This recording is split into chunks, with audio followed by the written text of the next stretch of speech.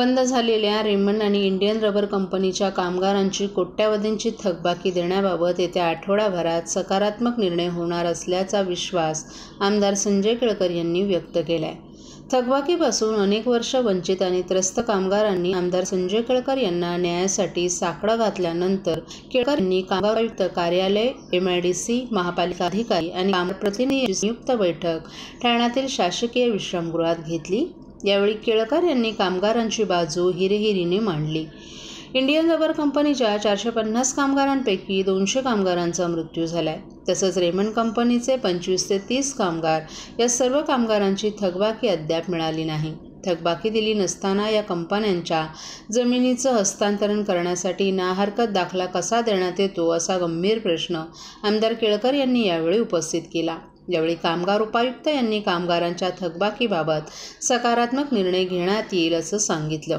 याबाबत बोलताना आमदार संजय केळकर यांनी क्लस्टरसाठी कंपनीची जमीन घेण्यात आली असून क्लस्टर हा विषय युती सरकारचाच असला आणि तो निर्णय जनहिताचा असला तरी कामगार मित्र म्हणून मी नेहमीच कामगारांच्या बाजूनं उभा राहील असं सांगितलं. जोपर्यंत थकबाकी मिळत नाही तोपर्यंत लढा सुरूच ठेवणार आहे. आजच्या संयुक्त बैठकीत सकारात्मक चर्चा झाली असून आठवडाभरात योग्य निर्णय होईल असा विश्वास केळकर यांनी व्यक्त केलाय. तसंच याबाबत ठाणे महापालिकेचे आयुक्त अभिजित बांगर यांनी देखील सकारात्मक भूमिका घेतली असल्याचं केळकर यांनी सांगितलं. ठराव आणि धोरण असं आहे की पहिलं थकबाकी जी आहे ती कामगारांची दिली गेली पाहिजे. कुठलीही जमीन, कुठलीही कंपनी बंद पडली तर त्याचं विक्री करायची असेल, हस्तांतर करायचं असेल, कामगारांची देणी जी आहे ती पहिली दिली पाहिजे. या ठिकाणी मी तर अनेक वर्षापासून कामगार मित्र म्हणून एक मानवतेच्या नात्यातून या कामगारांना दिलासा मिळावा म्हणून काम करतो आहे. आणि याही दोन्ही कंपनीच्या संबंधात आज जी आम्ही मीटिंग बोलवली तर पुढच्या काळामध्ये यांच्याबरोबर राहायला पाहिजे. यांची कुटुंब सगळी उद्ध्वस्त होत आहेत आणि त्यामुळे त्यांच्या पाठीशी मी ठामपणे राहणारे हा लढा जो आहे प्रत्येकाला त्यांची थकबाकी हक्काची न्यायाची मिळेपर्यंत हा आम्ही चालूच ठेवणार आहोत. पण मला आशा आहे की या माध्यमातून याला पुन्हा वाचा फुडली. कारण एक कंपनी 14 वर्ष बंद झालेली, दुसरी 40 वर्ष बंद झालेली, कामगार अजून उपाशी. पण यांना आता वाचा फुडलेली असल्यामुळे यांना निश्चितपणे न्याय मिळेल याच्याबद्दल माझ्या मनात शंका नाही.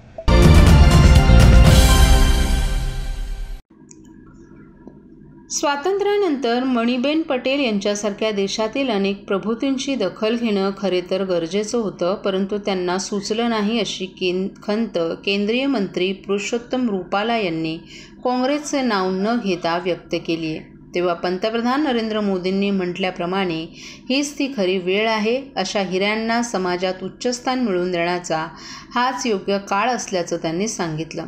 सरदार पटेल यांच्या कन्या मणीबेन पटेल यांच्या कार्यकर्तृत्वाचा आढावा घेणाऱ्या स्नेहल प्रकाशनाच्या तपस्वी मणीबेन पटेल या मराठी चरित्र पुस्तकाचा प्रकाशन सोहळा केंद्रीय मंत्री रुपाला यांच्या हस्ते गुरुवारी सायंकाळी पार पडला. त्यावेळी ते बोलत होते. ठाण्यातील श्री कच्छ कड़वा पाटीदार समाज हॉलमध्ये दीनदयाळ प्रेरणा केंद्र, सृजन संपदा आणि श्री कच्छ कड़वा पाटीदार समाज ठाणे यांच्या संयुक्त विद्यमानं पार पडलेल्या या पुस्तक प्रकाशनाच्या कार्यक्रमाच्या अध्यक्षस्थानी माजी खासदार डॉक्टर विनय सहस्त्रबुद्धे होते. तर व्यासपीठावर भारतीय स्त्री शक्तीच्या राष्ट्रीय संघटन सचिव डॉक्टर मनीषा कोठेकर, दीनदयाळ प्रेरणा केंद्राचे अध्यक्ष भावा दाते, कार्यवाहक मकरंद मुळे, पुस्तकाचे लेखक अरुण करमरकर, सृजन संपदाचे सुजय पत्की, कच्छ पाटीदार समाजाचे अध्यक्ष संजय पटेल उपस्थित होते.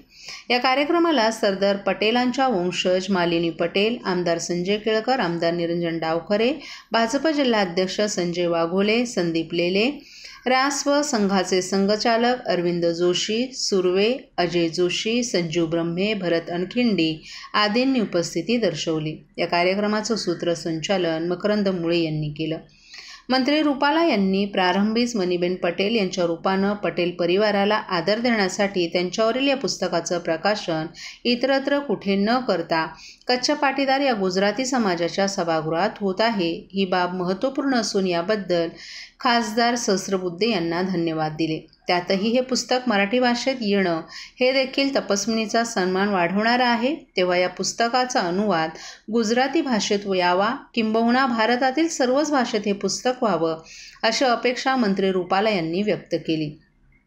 त्या काळी स्वातंत्र्य मिळण्यापेक्षा भारत एकसंध ठेवणं हे खरं आव्हान सरदार वल्लभभाई पटेल यांच्यासमोर होतं. सरदार पटेल यांच्या वेळी एक भारत तर आता पंतप्रधान नरेंद्र मोदी यांचा श्रेष्ठ भारत हे याचंच द्योतक असल्याचं सांगितलं. एक प्रकारे त्या सरदारांची लेक नव्हे तर माता होती. इतकं सगळं मणीबेन करत असत. पिताच्या निधनानंतर मणीबेन यांनी घरात असलेल्या पार्टी फंडाची 35 लाखांची थैली पंतप्रधान जवाहरलाल नेहरूंना सुपूर्द केली. परंतु आपल्या सहकार्याची मुलगी म्हणून त्यांनी ना मणीबेनच्या भविष्याची विचारपूस केली ना साधे आभार मानले.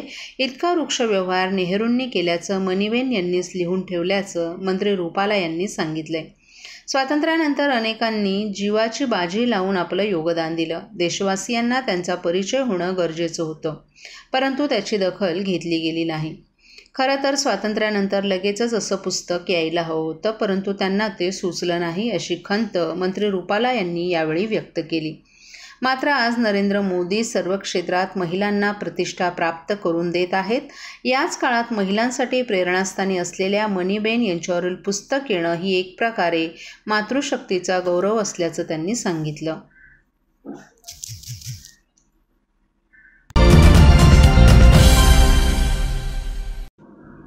मुख्यमंत्री एकनाथ शिंदे यांनी आपलं वचन पाळलं असून 10% आरक्षण दिले. याबाबत विरोधी पक्षांची दुटपी भूमिका आहे. दिलेलं आरक्षण विरोधकांना पटत नसेल तर आरक्षणाचे काय मार्ग आहेत हे त्यांनी जाहीर करावं की ओबीसीमधून मराठ्यांना आरक्षण द्यावं अशी विरोधकांची भूमिका आहे. हे देखील जाहीर करावं असं आव्हान शिवसेनेचे प्रवक्ते नरेश म्हस्के यांनी विरोधकांना दिलं आहे.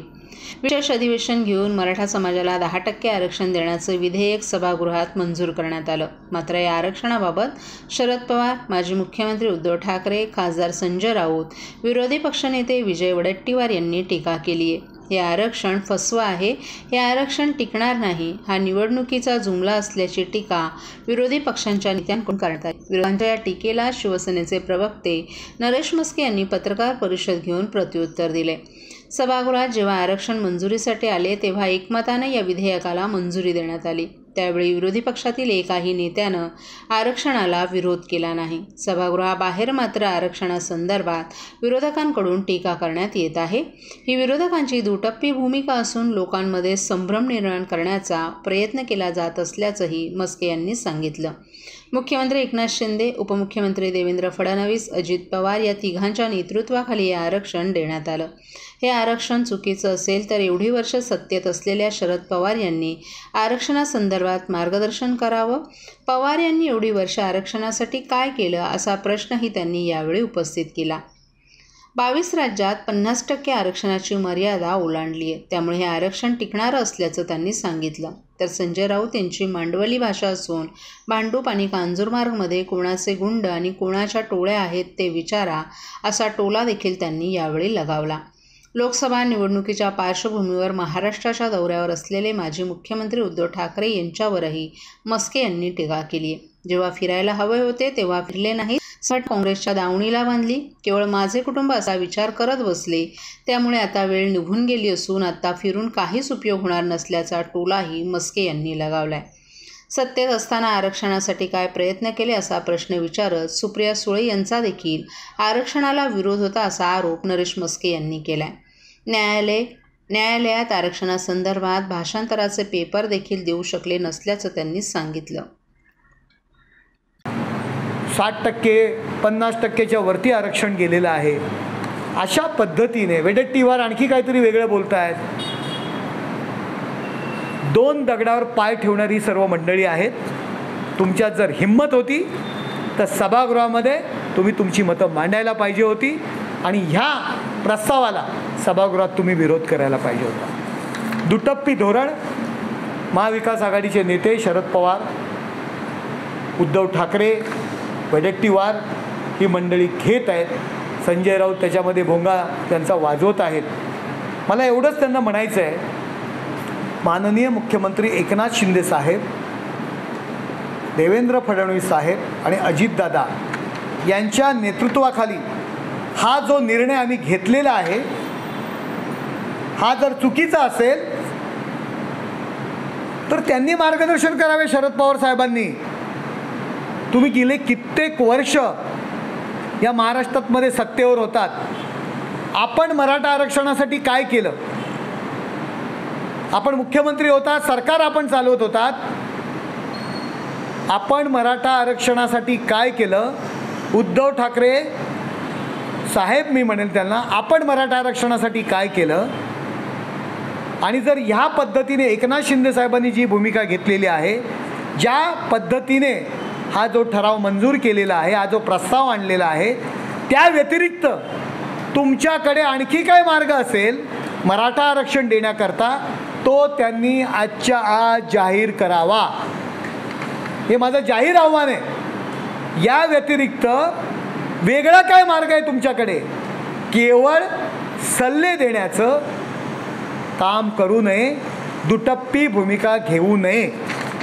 तुम्हाला माहीतच असेल की काही जण वेगवेगळ्या पद्धतीत टीका करत आहेत.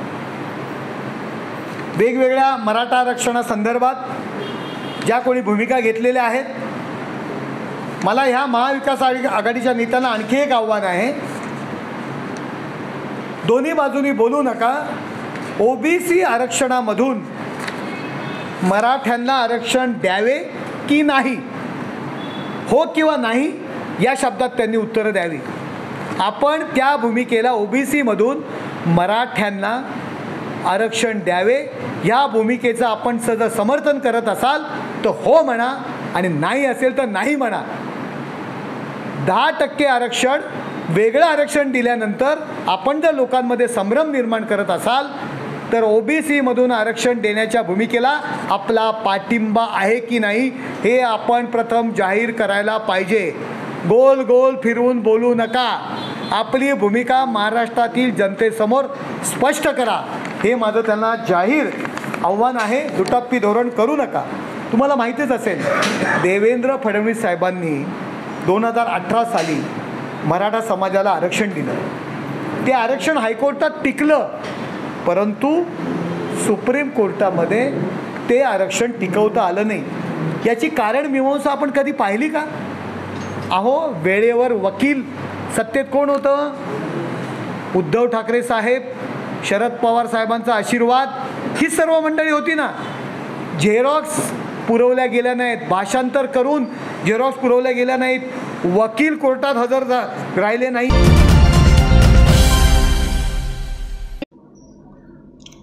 राष्ट्रवादी काँग्रेस पक्ष, शरदचंद्र पवार या पक्षाला निवडणूक आयोगानं तुतारी हे चिन्ह दिलं आहे. त्याबद्दल डॉक्टर जितेंद्र आव्हाड यांच्या मार्गदर्शनाखाली कार्यकर्त्यांनी जोरदार जल्लोष साजरा केला. गुरुवारी केंद्रीय निवडणूक आयोगानं राष्ट्रवादी काँग्रेस पक्ष, शरदचंद्र पवार या पक्षाला तुतारी हे पक्ष चिन्ह दिले. तुतारी हे चिन्ह मिळाल्यानंतर कार्यकर्त्यांमध्ये उत्साह संचारलाय. पक्ष कार्यालयात शेकडो कार्यकर्त्यांनी जोरदार जल्लोष साजरा केला. छत्रपती शिवाजी महाराज यांच्या पुतळ्यास जिल्हाध्यक्ष सुहास देसाई, महिला अध्यक्षा सुजाता घाक आणि युवक अध्यक्ष विक्रम खामकर यांनी पुष्पहार अर्पण करून तसंच फटाके फोडत पेढे वाटून आनंदोत्सव साजरा केला. यावेळेस कार्यकर्त्यांकडून वाजता तुतारी, गाडा गद्दारी, आमची तुतारी निष्ठेची, तुतारी वाजवणार गद्दारांना गाडणार अशा घोषणा देखील देण्यात आल्या. यावेळी सुहास देसाई यांनी लढाईला निघाल्यावर आणि विजयी झाल्यानंतर तुतारी वाजवण्याची ऐतिहासिक रीत या महाराष्ट्रात आहे. आता तुतारीच हे चिन्ह मिळालं असल्यानं आम्ही रणशिंग फुंकला आहे.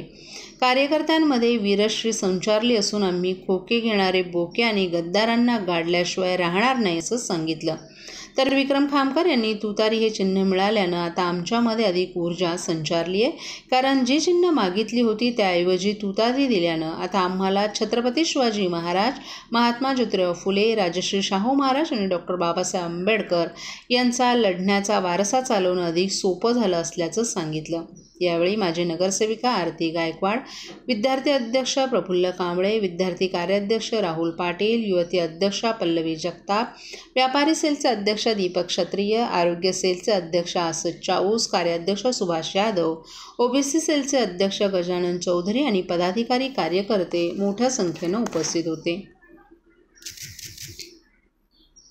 आम्हाला एकच माहिती आहे, आमची निष्ठा शरद पवार, आमचं चिन्ह शरद पवार आणि आमचे लढाईचे सरसेनापती शरद पवार.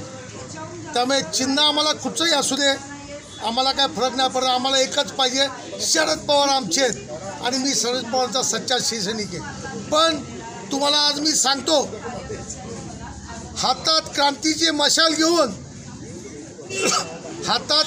मशाल घेऊन आणि विजयाची तुतारी वाजवत आम्ही आजपासूनच निघाले आहोत.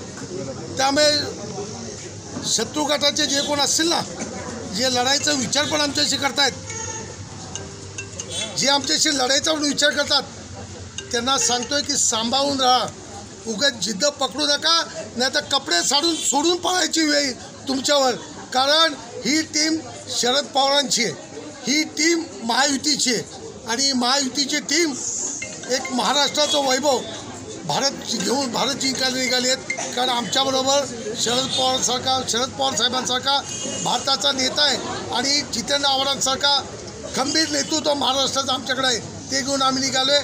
आम्हाला कोणाची चिंता नाही, कसली भाईबिडा नाही, आम्ही कुठेही विकले जाणार नाही. कारण आम्ही निष्ठावंत आहोत. आमची एकच आहे, आमची निष्ठा शरद पवार.